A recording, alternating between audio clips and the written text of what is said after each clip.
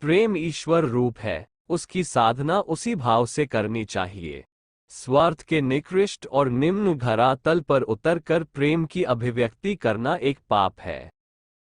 संसार में सुस्निग्ध पदार्थ एक ही है, मधुर वाणी, क्योंकि उसमें दद्या प्रेम का मधुर रस भरा रहता है।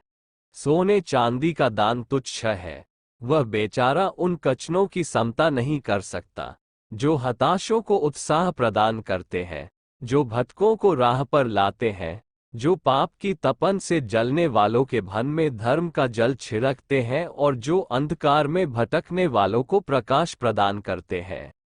नम्रता और मधुर भाषण से बढ़कर भला मनुष्य का और क्या आभूषण हो सकता है। जिसके मुख से दूसरों को आनंदित करने वाली वाणी निकलती है, वह एक उदार दानी है, जो अपना महाप्रसाद याचकों और अयाचकों को समान रूप से सर्वत्र वितरण करता है। ऐसा व्यक्ति दुख और दारिद्र्य का शिकार नहीं हो सकता। मनुष्य जीवन की बाह्य बनावट उसे कब तक साथ देगी? जो कपड़े अथवा जो साधन जीवन में सुंदर लगते हैं, यौवन ढलने पर वे ही उपहासास्पद दिखने लगते हैं। मनुष्य को जीवन का श्रृंगार ऐसे उपादानों से करना चाहिए जो आदि से अंत तक सुंदर बने रहें और मनुष्य को आकर्षक बनाए रहें। आध्यात्मिक गुण ही व्यक्तित्व को सजा सकते हैं और उन्हीं से जीवात्मा को शाश्वत लाभ हो सकता है।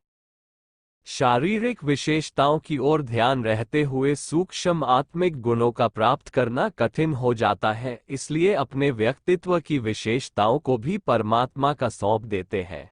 संपत्ति मनुष्य को स्थूल सुखों से बांधने वाली दूसरी वस्तु है, जबकि आत्मदेश तक पहुंचने वाली केवल भावनाएं होती हैं। अतः ईश्वरनिष्ठ को धन का भी मोह नहीं होना चाहिए। धन का खेल खेलना चाहिए। आत्मा के उत्थान के लिए उसे एक साधन के रूप में देखना चाहिए।